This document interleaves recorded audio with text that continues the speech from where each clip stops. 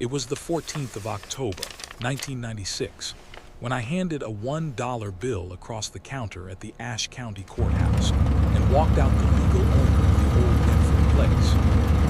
The clerk, a woman named Edna Pell, who had known my late wife, looked at me like I'd lost the last of my good sense. She slid the receipt over and said, "Walter, you know what's out there. Or rather, what isn't?" I told her I knew. I'd driven past that farm maybe 1,000 times in my life, going up the holler road toward the feed mill, and I'd watched it die slow over 20 years like a man with bad lungs. The county had been trying to The bank isn't giving us any more leeway, Dad. I'm Tax worried. auction, no bidders. Just eat your They supper, listed it Daniel. again in We'll July, talk about it no later. bidders.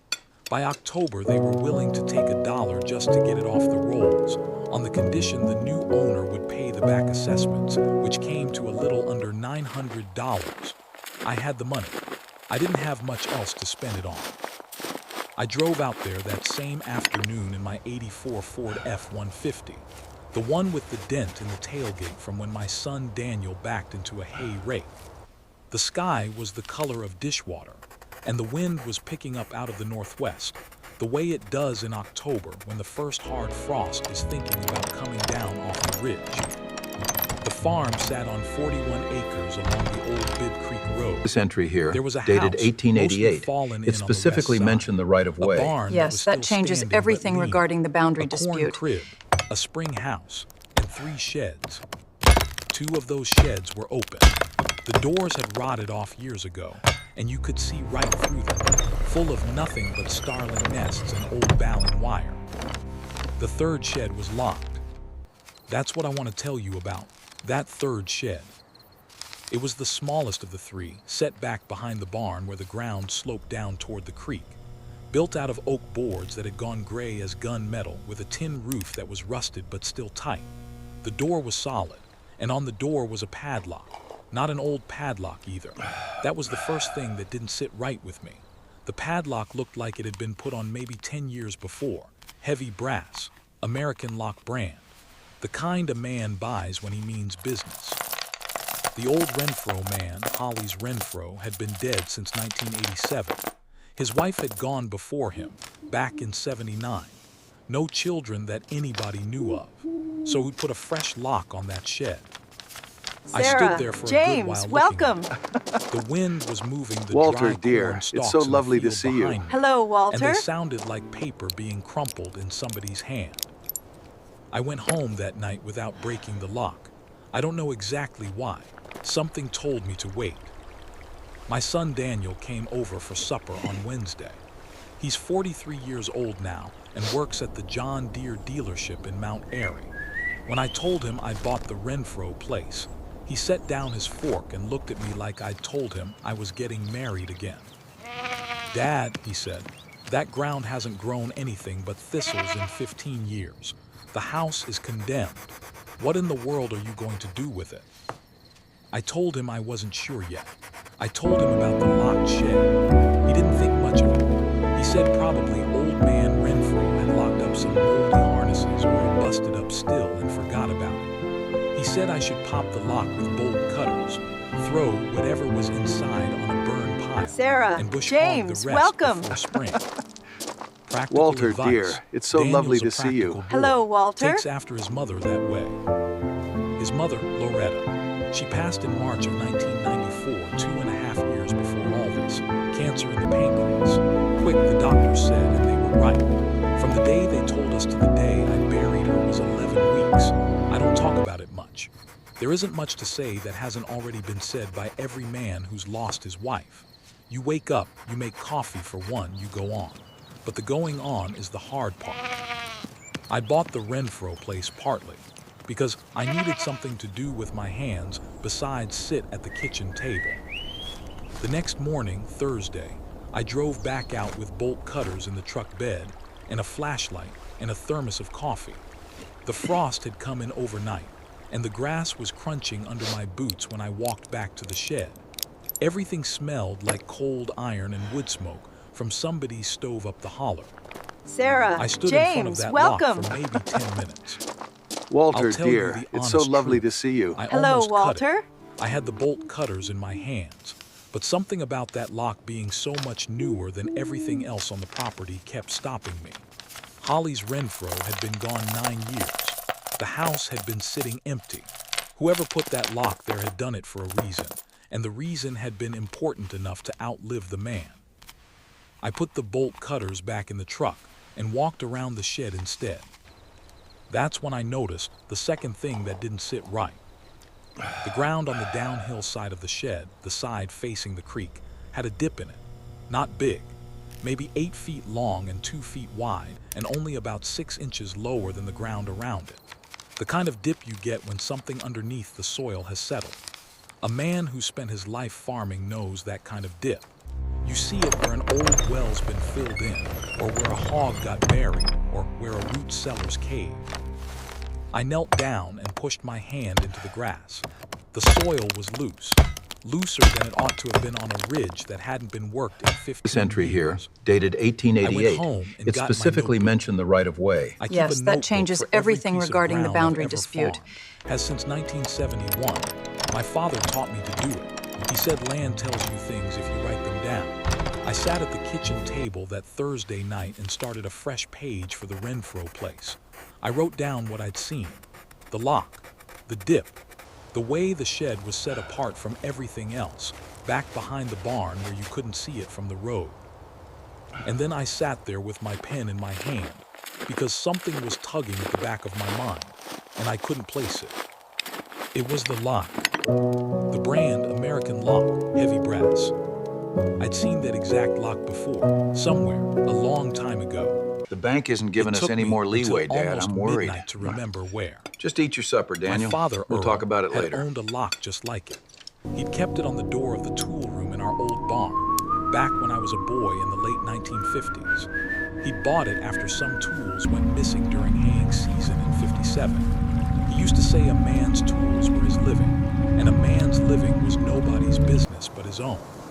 He died in 1968, and the lock had gone with the barn when the barn burned down in '74. But I remembered that lock, the weight of it, the shape of the keyhole. The thing is, my father had bought his lock at a hardware store in Galax, Virginia, called Pritchard's. Pritchard's had closed in 1962. They were the only place in 3 counties that sold that particular brand. So that lock on the Renfro shed, the one that looked maybe 10 years old to my eye, it couldn't be. Not if it was American Lock brand from Pritchard's. It had to be older, a lot older. Somebody had been keeping it oiled and shaded all those years, which was why it looked so new. Now I had a real question on my hands. Who had put a 1950s era padlock on Holly's Renfro's shed, and who had been maintaining it? I drove down to the courthouse on Friday morning and pulled the deed history on the Renfro place. Edna Pell helped me. The bank even isn't though she giving us still any thought more I was leeway, being Dad. I'm foolish. worried. The deed had been in the Just Renfro eat your supper, family Daniel. since 1923. We'll talk about it later. Before that, it had belonged to a man named Coy Wilkerson, who'd sold it to Holly's father, Mason Renfro, for the sum of $1,400. Coy Wilkerson had owned it since 1897. Wilkerson. That name rang a faint bell, but I couldn't say why. I asked Edna if she remembered anything about the Wilkersons. She thought for a minute and said there'd been a Wilkerson family up in the Bibb Creek area when she was a little girl, but they'd moved away during the Depression. She said her mother used to talk about them. They'd had some kind of trouble. She couldn't remember what kind. I thanked her and drove out to the farm. This entry again. here, dated That 1888. afternoon, I It did specifically something I mentioned the probably shouldn't right-of-way. have. Yes, I that took a changes crowbar everything to the regarding hasp the of that boundary shed dispute. door, not the lock itself. I figured if I tore out the hasp, I could put a new one on later and nobody would be the wiser. The wood around the hasp was old and dry. It gave on the third pry. The door swung open about 6 inches and stopped against something on the inside. The smell that came out was not what I expected. I'd been bracing for the smell of mold and mouse droppings and old grease. What I got was the smell of dust and cedar, like an old hope chest that hadn't been opened in a long time. I pushed the door harder and it scraped open another foot. I shone my flashlight inside. The shed was almost empty.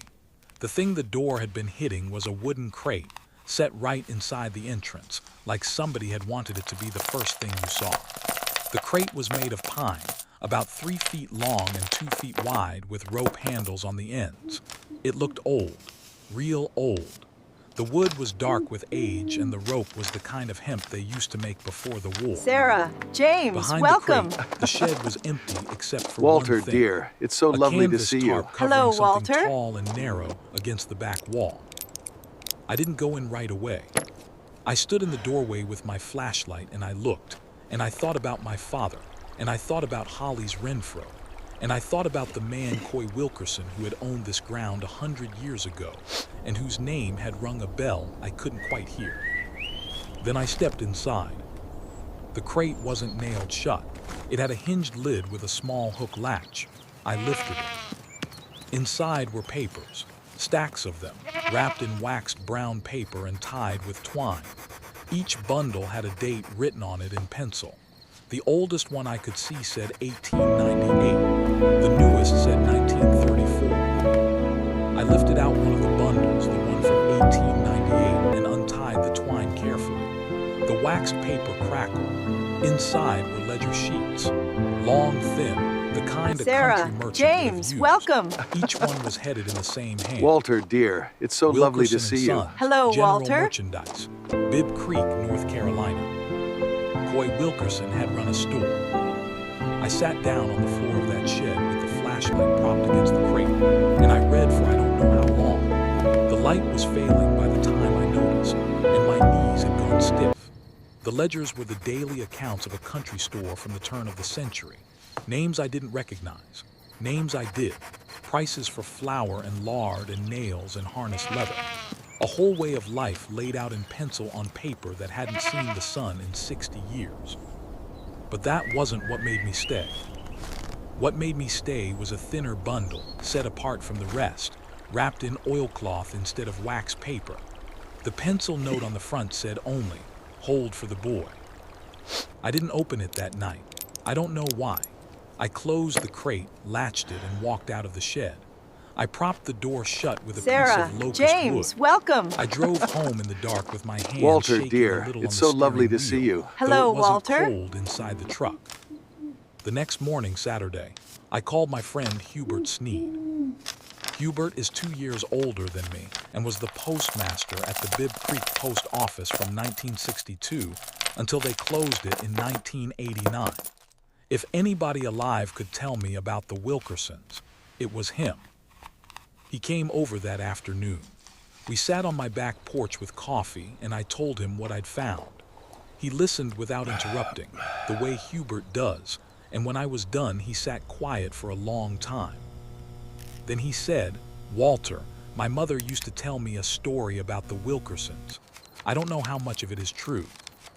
He said Coy Wilkerson had run a store down on Bibb Creek from about 1895 until 1930.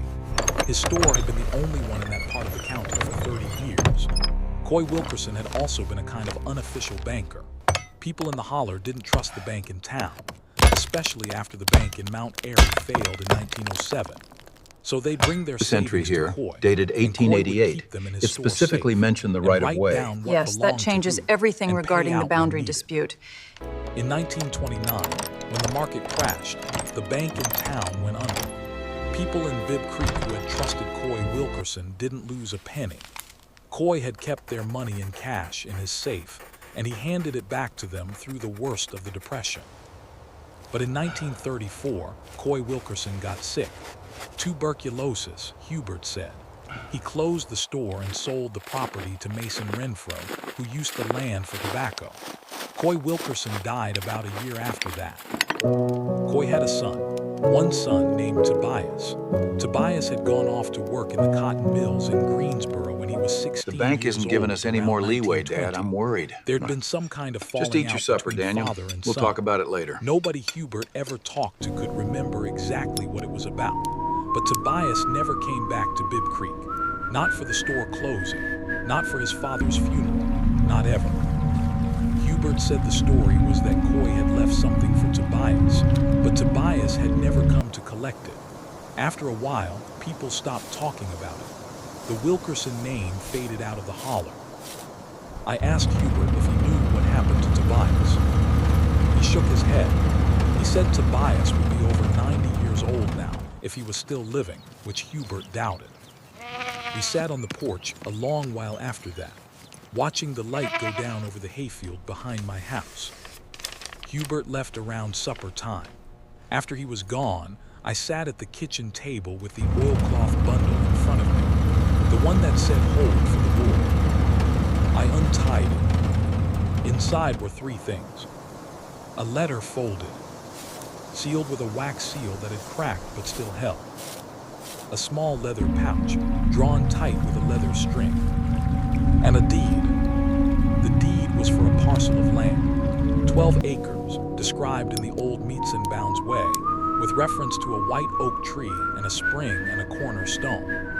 The deed The bank was isn't made giving out us to any more Tobias leeway, Wilkerson, Dad. I'm worried. Dated June 1934. Just eat your supper, Daniel. Signed We'll talk by about Coy it later. Wilkerson and witnessed by a man named J.T. Hamrick, who I knew had been a justice of the peace in Ashe County in the 30s. The leather pouch was heavy for its size.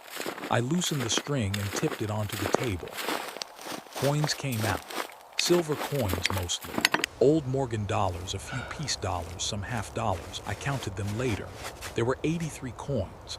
By the prices I knew from the coin dealer in Winston-Salem, where I'd sold off a few of my father's coins after he died, they were worth maybe $4,000 or $5,000 altogether. Not a fortune, but not nothing either. To a man in 1934, it would have been a year's good wages. This entry here, The dated letter I read 1888, last.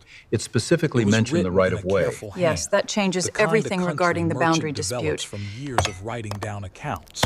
The ink had faded to brown, but the words were clear. Bibb Creek, June the 11th, 1934. Dear Tobias, I am writing this letter knowing I may not see you again in this life. The doctor in town tells me my lungs are going, and I have not the strength to come find you. I am sending this to your last known address in Greensboro, but I do not know if it will reach you.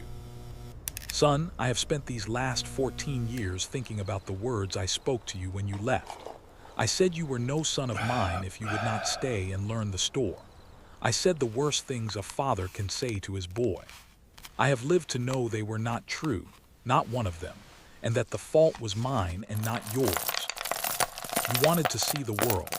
I wanted you to stay where I could keep you safe. That is the long and short of it.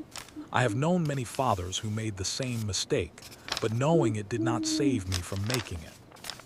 I am selling the store and the Sarah, home place to James, Mason welcome. Renfrew. The money will go to pay what Walter, I owe dear, and to bury it's so me lovely to decent. see you. But I Hello, have Walter. kept back 12 acres on the upper ridge, the piece with the spring on it, the place where you and I used to dig sang root when you were a boy. That land is yours. The deed is in this packet, signed and witnessed proper. I have also kept back the coins your mother and I saved for you since you were small. I never spent them, not in the worst of times. They are yours also. If you come for this and read these words, know that I am sorry. Know that I waited for you every day. Know that I loved you better than I ever showed. Your father, Coy Wilkerson. I put the letter down on the table and I sat there a while. The kitchen clock was ticking. Outside, an owl had started up in the woods behind the house. I thought about my own boy, Daniel, and the times I'd been harder on him than I needed to be. I thought about my father, who had been a hard Sarah, man too, in James, his way, welcome. and whose softer words I had only Walter, learned dear, about after it's he so died lovely to see from you. my mother, Hello, who Walter. told me he had been proud of me but had not known how to say it. I thought about Tobias Wilkerson, who had gone to Greensboro in 1920 and never come back, and who had probably never gotten the letter, and who had probably died not knowing his father had forgiven him 60 years ago in a small letter sealed with wax and left in a wooden crate in a locked shed. That answered most of my questions, but not all of them. The lock was the one that still bothered me. If Coy Wilkerson died in 1935 and Mason Renfrew bought the land in 1934, who had put the new lock on the shed, Mason Renfrew had been dead since 1962. His son Holly's had been dead since 1987. The shed had been locked tight when I bought the property in 1996, with a lock that someone had been keeping oiled. Somebody had known about that crate. Sarah, James, Somebody welcome. had been keeping it safe. Walter, I drove dear, down to the it's so courthouse lovely to again on see you. Monday Hello, and asked Walter. Edna to help me find Mason Renfro's old records. There weren't many. A tax record, a will. The will was short. Mason had left the farm to his son Hollis and a small sum of money to a woman named Elsie Wilkerson Gentry, who he described as the daughter of his old friend Coy Wilkerson. A daughter. Coy had a daughter too. Hubert hadn't known or hadn't remembered. I asked Edna if she knew the Gentry family. She thought hard and said there'd been a Gentry family over in Starry County years ago, but she didn't know if any were still around. I made some phone calls that week. I called the funeral homes in Starry County. I called the Historical Society. I called the county clerk over there. It took me 3 weeks of calling around, but I finally got a name. Sarah Gentry Bowman, the granddaughter of Elsie, living in Pilot Mountain, North Carolina, about an hour and a half from my place. I called her on a Tuesday evening in early November. This entry here, I dated told her who I 1888. was and what It I'd specifically found. mentioned the She right was of way. quiet on the Yes, line that for a changes long everything time. regarding the boundary Then she dispute. said she'd like to come and see. She came that Saturday. She was a woman of maybe 55, with gray coming into her hair and a quiet way about her that reminded me of my Loretta. She brought her husband, a kind, soft-spoken man who let her do the talking. We drove out to the Renfro place together. I showed her the shed. I put a new hasp on the door but left the old lock hanging on a nail beside it. She picked up the lock and turned it over in her hand. My grandmother had a key to this, she said. She showed it to me once when I was a girl. She kept it in her sewing box. She told me it was for a shed. The bank on isn't old giving us any more Wilkerson leeway, place. Dad. I'm worried. She said it held something important. Just eat your for her supper, brother. Daniel. We'll talk about it She later. promised her father she'd keep it safe until her brother came home. I asked her if Tobias had ever come home. She shook her head. Tobias Wilkerson had died in 1956 in a mill accident in Greensboro. He never married, never had children. Elsie had found out about his death from a newspaper notice. By that time, Elsie was an old woman herself. She kept the key, and she'd asked Mason Renfro before he died to keep the shed locked and not disturb it. Mason had promised. He passed the promise to his son Hollis. Hollis had passed it to no one because there was no one left to pass it to. When Elsie died in 1971, the key went to her daughter, who didn't know what it was for. When that daughter died in 1989, the key went to Sarah, who had a vague memory of her grandmother's story but didn't know where the shed was or who would still own the land. For 7 years, that key had sat in a drawer in Sarah Bowman's bedroom in Pilot Mountain. For 9 years before that, it had sat in another drawer. For 35 years before that, it had sat in Elsie Wilkerson's sewing box. The lock on the shed had been the lock Coy Wilkerson put there himself in 1934, before he sold the property to Mason Renfro. The new-looking brass The bank was isn't just giving the us way any more Coy had leeway, kept Dad. his I'm things. worried. He'd been a careful Just eat man, your supper, Daniel. and the men who We'll came talk about it after later. him had been careful too, on his account. I gave Sarah Bowman the crate. I gave her the deed and the letter and the coins. The 12 acres on the upper ridge had been swallowed up by the Renfro deed years ago, through some sloppy surveying around 1940. I told her I'd be willing to sign over 12 acres from my own 41 to make it right. She cried a little, and her husband put his hand on her shoulder, and she said she'd think about that. She came back the next month and said she didn't want the land. She said it had been 100 years and it was my land now, properly bought and properly owed. But she asked me if I'd let her bury her great-grandfather's This entry letter here, and her dated great-uncle's 1888. deed It in a specifically small mentioned the box on right of upper way. ridge Yes, by the that spring changes where everything Coy used to regarding the dig boundary sang dispute. root with the boy he loved and lost. We did that on a Saturday in December, just her and her husband and me. The ground was frozen on top but soft underneath. We put the box about 2 feet down by the white oak tree mentioned in the old deed, which was still standing, though hollow at the base. Sarah said a few words. Her husband said a prayer. I didn't say anything because I couldn't, but I thought about Loretta, and I thought about my father, and I thought about Daniel, and how I needed to call him that night, which I did. Sarah kept the coins. I told her they were rightly hers, and after a while she agreed. She told me later she used some of the money to put a proper headstone on Tobias Wilkerson's grave in Greensboro, which had only had a county marker on it for 40 years. The rest she put aside for her own grandchildren, with a letter explaining where it came from. I farmed the Renfro place for 8 more years before I sold it to a young couple from Raleigh who wanted to raise goats. I cleaned up the old buildings. I tore down what was Sarah, past saving. James, welcome. I left the shed standing with a new lock Walter, on it dear, and nothing it's so lovely to inside see but you. clean Hello, board Walter. floors and the smell of cedar. The young couple said they liked it. They said it had good bones. I'm 71 years old now, writing this down at the same kitchen table where I read Coy Wilkerson's letter 20 years ago. Daniel and his wife are coming over for Sunday dinner tomorrow. My grandson, who is 14 and looks like his grandmother around the eyes, is bringing me a tomato plant he started from seed in his bedroom window. He wants me to help him grow it out come spring. I've been thinking lately that I ought to write him a letter, just to have, just in case, nothing heavy, just the things a man ought to say to the people he loves while he still has the time and the words. I learned that from a man named Coy Wilkerson, who never got to mail his letter, and from his son Tobias, who never got to read it, and from a brass padlock on an oak board shed at the back of the farm. Sarah, I bought one James, fall welcome. afternoon for $1 and a handful of back Walter, taxes. dear, it's so lovely to see Some you. things Hello, you buy Walter. cheap turn out to be worth more than you can say.